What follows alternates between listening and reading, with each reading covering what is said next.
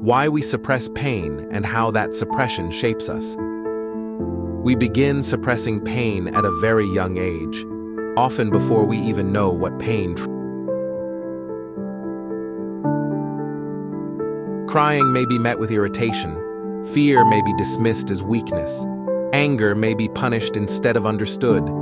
Slowly, and without realizing it, we learn that being fully ourselves is risky. Our nervous systems adapt to this emotional climate by tucking away the parts of us that feel too heavy, too needy, or too inconvenient. Over time, this suppression becomes second nature, not because we are dishonest, but because we are intelligent. We sense, often without language, that survival in our environment requires us to hide the is not just uncomfortable, it can feel threatening to the nervous system. When we experience deep sadness, fear, or shame without the support or tools to process it, our body interprets that experience as dangerous. And so we do what we've learned to do. We push it down. We dissociate. We stay busy. We rationalize. Messengers. They reflect the parts of us we have disowned, repressed, or tried to forget. For example, if we grew up believing we couldn't express anger, we may now find ourselves deeply disturbed by others' assertiveness, or constantly attracting people who violate our boundaries, forcing us to confront the emotion we've suppressed.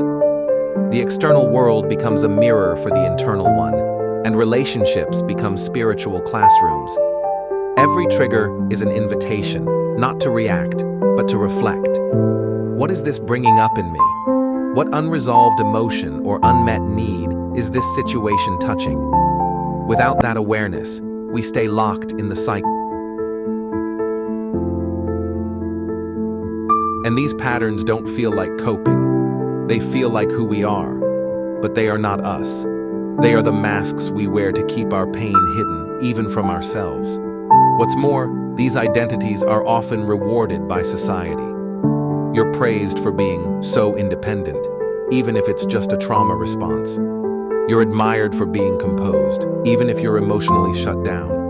But the cost of this kind of performance is authenticity. We end up trapped in roles that protect us from pain, but also prevent us from connection. Shadow work helps us recognize that many of our traits are actually unhealed experiences acting out through us. And when we start to question who we had to become to feel safe, we create space to rediscover who we really are underneath all the armor. Cultural conditioning and the mask of strength. Many of us don't just suppress pain because of our personal history. We suppress it because we live in cultures that reward emotional disconnection. From a young age, we're taught that strength means being unaffected, that vulnerability is weakness, and that moving on quickly is a sign of emotional maturity. We hear things like, "Don't cry," "Be strong," or "Get over it," so often that they become part of our internal narrative. The unspoken rule is clear. Don't feel too deeply, and definitely don't let anyone see it. As a result, we learn to equate numbness with resilience, emotional suppression with self-control, and performance with worth. We post curated versions of ourselves online while silently unraveling behind the scenes. We show up to work, to family gatherings, to relationships with smiles and jokes, even when we're breaking inside. And often, no one notices because they're doing the same thing. In this system, emotional avoidance is not only normalized, it's applauded. But this kind of strength is brittle. It holds for a while, maybe even for years, but eventually it cracks.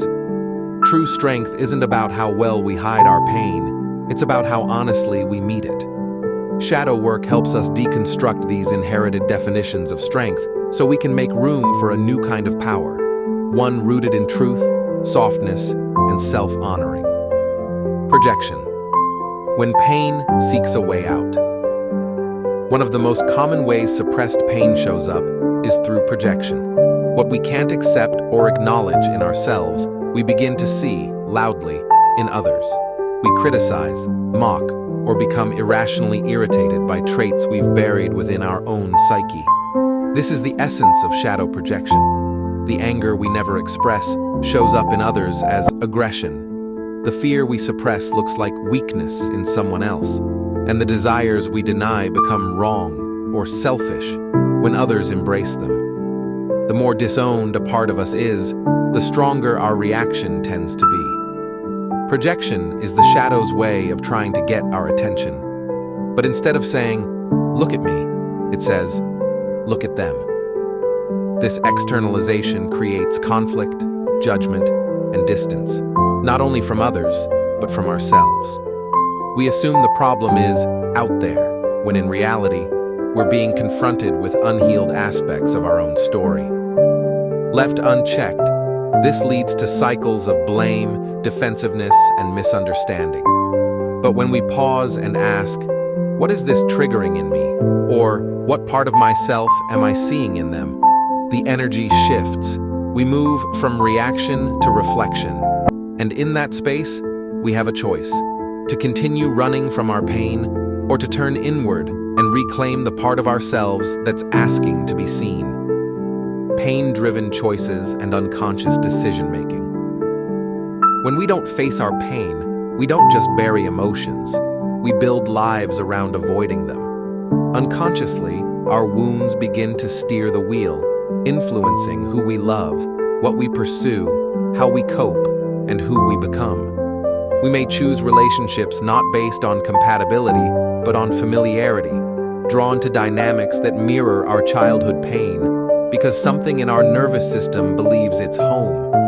We may choose careers that give us a sense of control or worth, not because they fulfill us, but because they distract us from our unworthiness. We might avoid success because it feels unsafe, or chase it endlessly, hoping it will quiet the ache inside. These aren't logical choices. They're emotional strategies shaped by suppressed pain. And the tricky part is, they often look normal from the outside. You seem responsible, hardworking, independent, but under the surface, your choices are tied to a deep need to avoid rejection, abandonment, or failure. Without awareness, we end up living lives that are built on defense, not desire. Our goals aren't rooted in who we are, but in who we've learned we need to be to stay safe.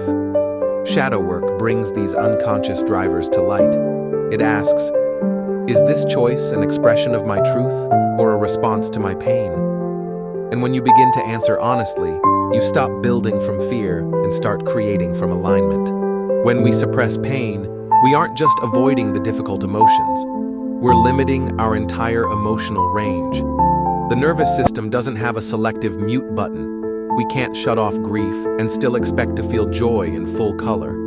We can't silence fear without also dulling excitement. This emotional numbing creates a kind of spiritual dullness. Life becomes manageable, but flat. We go through the motions, smiling when we're supposed to, reacting politely, keeping it all together. But inside, we feel disconnected from ourselves and from the moment. We lose access to spontaneity, creativity, and depth. Even positive experiences start to feel muted, like we're watching life behind a glass wall. Many people in this state don't even realize they're numb, because numbness has become normal. But it shows up in subtle ways: lack of enthusiasm, disinterest in meaningful connection, constant distraction, or the sense that nothing is truly fulfilling. This is the hidden cost of suppression, not just the presence of pain, but the absence of pleasure, purpose, and connection. To feel fully alive, we must be willing to feel everything, not to be overwhelmed by emotion, but to become fluent in it. Shadow work doesn't ask us to dwell in the dark forever. It asks us to stop blocking our light by rejecting our truth. The more we allow space for what hurts, the more we open space for what heals. The emotions we work hardest to suppress often carry the deepest wisdom. We are taught to fear or avoid feelings like anger, grief, jealousy, and sadness, labeling them as negative or dangerous. But these emotions, when met with curiosity rather than shame, are actually messengers. Anger can point to a boundary being crossed. Grief can reflect the depth of our love. Jealousy can reveal our unacknowledged desires, and sadness can be an invitation to slow down and return to ourselves. But when we suppress these feelings, we also suppress the insights they bring.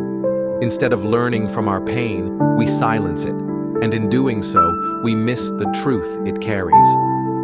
Our culture often teaches us to bypass, reframe, or distract from our discomfort, but rarely to sit with it. Yet sitting with it, gently, without judgment, is how we begin to hear what it's trying to say. Suppressed emotions don't vanish. They go underground and express themselves through anxiety, illness, resentment, or emotional exhaustion. But when we give them space, we discover that they were never trying to hurt us. They were trying to help us understand something we were avoiding. Shadow work invites us to listen to our pain with compassion, not to glorify it, but to integrate it. Because when we stop running from our emotions, we begin to learn from them, and that's when healing becomes transformation. Feeling to heal, making space for what hurts. Healing doesn't begin in the mind. It begins in the body, in the heart, in the parts of us we were taught to ignore.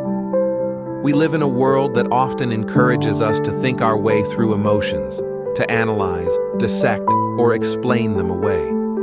But pain doesn't need to be solved. It needs to be felt. Not in an overwhelming way, not all at once, but gently, gradually, with compassion and care. When we finally make space to feel what we've been suppressing, whether it's grief, rage, loneliness, or fear, we begin to reconnect with parts of ourselves that have been waiting to be acknowledged. Many people avoid this step because they fear the pain will consume them. But more often, what consumes us is resistance to feeling, not the feeling itself. The truth is, emotions are like waves. When we allow them to rise and move through us without judgment, they pass, they release, they clear space within us. Shadow work teaches that true transformation happens not when we understand the pain, but when we create enough safety within to sit with it. That kind of presence is healing in itself. Because when you hold space for your pain without trying to change it, fix it, or make it prettier, you finally learn how to love yourself through it. And that love is what transforms wounds into wisdom.